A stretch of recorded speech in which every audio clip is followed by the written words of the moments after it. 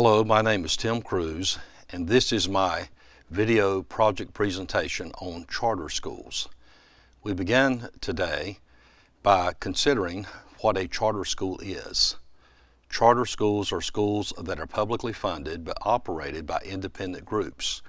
The name comes from the contract or charter that a group gets to operate a school. Charter schools don't have to follow the same regulations from states, municipalities, and school districts as traditional public schools. In general, charter schools have more flexibility to set curriculum and school hours and rules than traditional public schools. And because they're not bound by union contracts, they also have more leeway to hire and fire teachers. In exchange, they have to meet accountability standards. Charter school laws vary from state to state, and some states have no charter schools at all. The first charter school law was enacted in 1991 in Minnesota. Over the past decade, the number of charter schools and students in the U.S. has grown explosively. About 5% of all public school students now attend a charter school. In some districts, including Washington, D.C., the proportion is much higher. Just like traditional public schools, charter schools can be effective or ineffective, depending on teachers, leadership, and other factors. But some have achieved notable success in helping low-income and minority students achieve high test scores and prepare for college. How is a charter school different from a neighborhood public school? Well, there are a lot of differences, both in how the schools are set up and what the education looks like day to day. Both are public schools because they're funded with taxpayer money, don't charge tuition, and are required to take any student who wants to enroll. But while a neighborhood public school is governed by a school district and its school board, charter schools are operated by independent groups, which can be either nonprofit or for-profit. Students also aren't assigned to charter schools based on where they live. Instead, parents enter a lottery for charter school seats. In some states, charter schools can hire teachers who aren't certified by the state. More charter schools than public schools pay teachers based on performance. They also have more freedom in what the educational experience is like. Charter schools can require uniforms or not, build a curriculum around a specific issue or goal, such as science education or college preparation, or a teaching method, such as the Montessori, lengthen the school day and year, and make other changes that are difficult or uncommon at the school district level. Do charter schools have admission policies? Some schools require an entrance exam or a lengthy application that includes essay questions.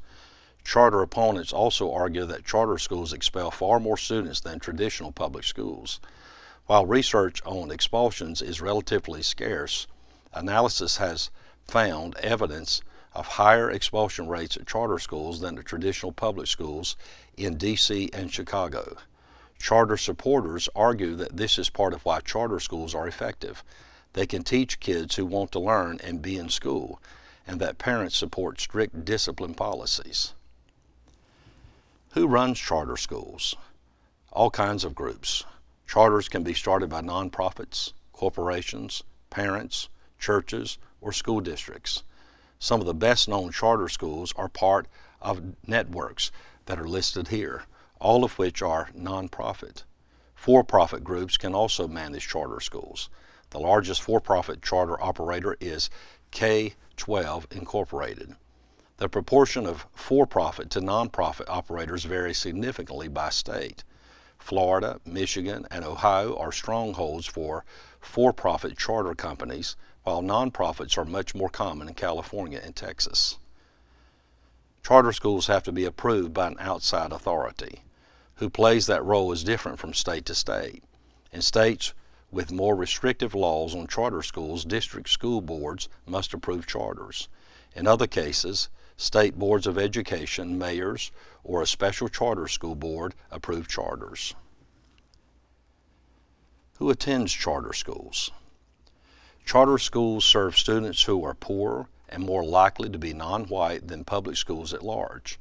About 48% of public school students nationally are low income. At charter schools, the proportion is 61%. Charter schools also enroll a higher proportion of Black and Hispanic students than public schools as a whole, according to data from the National Alliance for Public Charter Schools. But the researchers said that traditional public schools get revenue from other sources too, and they get more of it per pupil than charter schools. Traditional schools received on average $19 more per pupil than charter schools from non-public sources such as fees and philanthropy.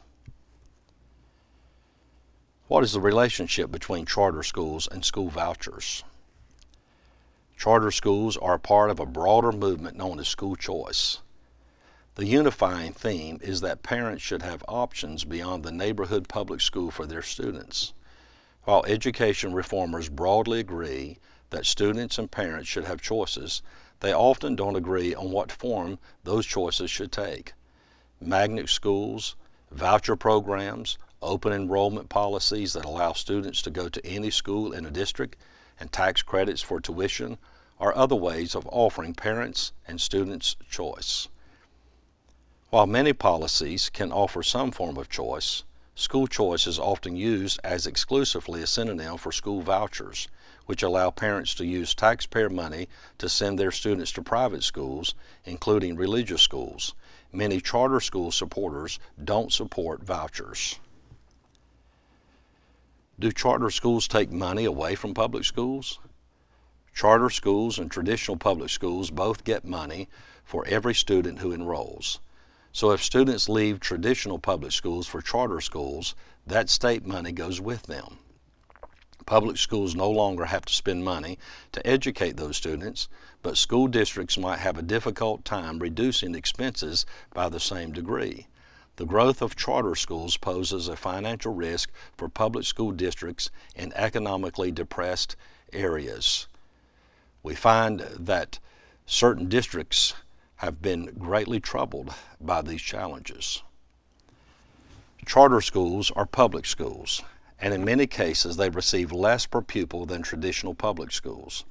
Because funding follows the student to a charter school, a student who opts for a charter school rather than a traditional public school means less total funding for traditional schools and more for the charter. And I'll draw this together at the end of this presentation and show you the cost comparisons in the state of North Carolina for public schools, charter schools, and then the opportunity scholarships that are available to students to choose a private school of their choice. Which states allow charter schools? 42 states and the District of Columbia have laws allowing charter schools. States vary widely. Their laws do, though, on how many charter schools are allowed in the state, who can give charter schools permission to operate, and whether for-profit charter schools are permitted. And we think about charter schools in the areas. Are they just for urban areas?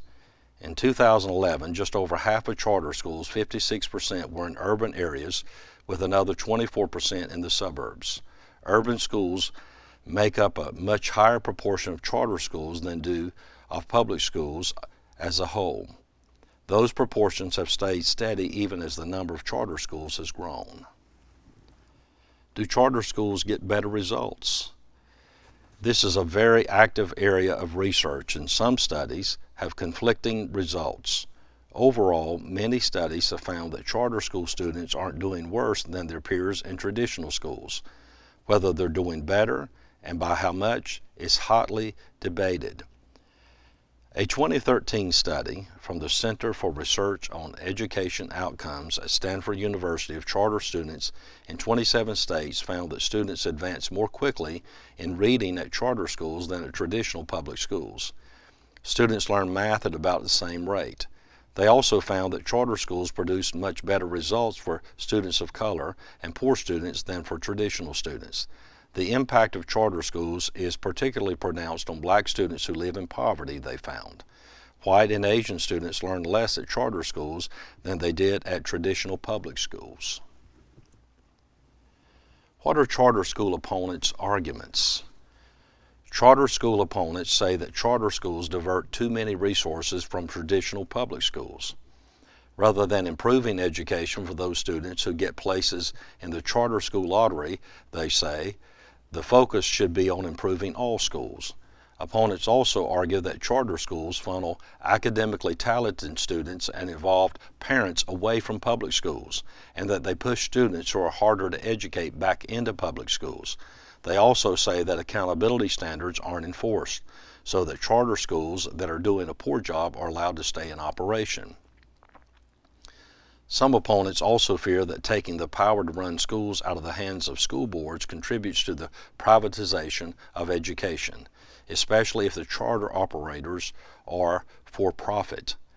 As we consider that, we think about the things that are going on in these charter schools and really the understanding that they are public schools. They are not private schools, they are public schools. The basic difference is in their structure and in their function. They have more local involvement and governance and authority to determine the direction and the function of that school. That's really at the heart of this, and then funding obviously comes into play.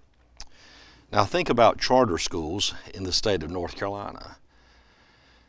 Charter schools are public schools of choice that are authorized by the State Board of Education and operated by independent nonprofit boards of directors. State and local tax dollars are the primary funding sources for charter schools, which have open enrollment and cannot discriminate in admissions, associate with any religion or religious group, or charge tuition. Charter schools operate with freedom from many of the regulations that govern district schools, but charter schools are held accountable through the state assessment and accountability system. North Carolina spends $9,072 per pupil, the data showed. Salaries and wages account for $5,700 per pupil, and worker benefits make up $1,966 per student. Across the nation, spending increased in 2017 due largely to an increase in revenue for school systems, the Census Bureau said. Across the nation, spending increased in 2017 due largely to an increase in revenue for the school systems, because public education from all resources just amounted to an astonishing figure of $694.1 billion, up from 3.4% from 2016. Amazing how much money is going into our education systems nationwide, almost $700 billion. And many of the questions are asked when it comes to these schools, their structure and their funding. Is more money the solution? Money obviously has its place. It's like blood flow. You have to have the blood flowing to different parts of the body to keep it alive and functional. You have to have cash flow. You have to have things taken care of and provided for. But we understand that it's not just a money issue. There is a moral issue that we need to understand as we compare these things. So consider this, where the investment primarily is made in our public schools, just over $9,000 per student. At a public charter school, we see here the state and local government provides approximately $7,940 per student to cover teacher and administrative salaries, instructional supplies, technology, and other operational costs. Now compare this to the North Carolina Opportunity Scholarship Program. They award $4,200 per year per qualifying students. Parents choose the private or religious school that they believe can help their child the most, and the state sends their scholarship money to that school on their behalf. The state saves almost $5,000 of education money per OPS student per year. Those savings can then be reinvested in public school teacher salary increases and facility and curriculum improvements. Think about it. It's a great investment for the state, and the opportunity to have children placed in schools of choice by their parents. It's an amazing thing that some of these schools are doing so much more for these children in the learning process than other schools who have more funding. Think about that and consider. And so as we look at that, we think about the charter schools and how they compare to the public schools in cost, they do take those monies, $9,000 per pupil, from the public school to the charter school, but the charter gets $79.40 per student as they come in. So there's a savings of just about $1,100 for the state. But then also those who go to the Opportunity Scholarship Program, they come in at $4,200 per year, a savings of almost $5,000 per student. So it's not really a money issue per se, it is more than that. And so as we consider about it, that and think about this a little bit further, I wanted to say something about school within schools. What is it? Schools within schools are large public schools that have been divided into smaller autonomous subunits. The National Association of Elementary School Principals officially recognizes a school within a school as a separate entity running its own budget and planning its own programs. However, school safety and building operation remain vested with the principal of the larger school, and use of shared space must be negotiated. Designers of schools within schools seek the advantages of both large and small schools by placing students into small learning communities while using the resources of the larger existing facilities. Now, one reason I was interested in this is because I'm learning all that I can about school organizational structures in leading our school here at Shining Light to more of a multi-campus format, to make an impact and a difference across our city and our county, to take these students where they are and not only teach them the academics, but be able to teach the whole man, to touch the whole life, a holistic approach to teaching them. The foundation of all learning and knowledge and understanding is rooted in a fear or recognition of God, developing a biblical worldview, building upon a foundation of faith, a life that is blessed and a life that blesses others. And so I appreciate this class and the opportunities I've had to do some research here. We have charter schools that are coming up in our county, and many are growing across the state of North Carolina as they took the cap off of that number or limit per county. We have 100 counties here. Charter schools are flourishing, and now the public schools are seeing, in essence, they're competing with them and for these students. But then you've got another tier of our Christian schools, private schools, that need to not only understand that we can touch these lives with the practical preparations for their future, but we have something to offer that is even beyond what monies and facilities and curriculums and all the other things that can be offered. We can actually prepare these young students for eternity. And no man is really ready to live until he's ready to die. When he's made peace with his Maker, then he can find his purpose in life. He can then discover and delight to do his will. I hope this has been something to give you some information and to help you understand the dynamics and the things as they're being structured and tiered within our educational options that are before us in our communities, in our states, across the nation. You can see the resources that I studied and consulted here at the end. I do appreciate you watching, and I appreciate our professor and each of you. May God bless you.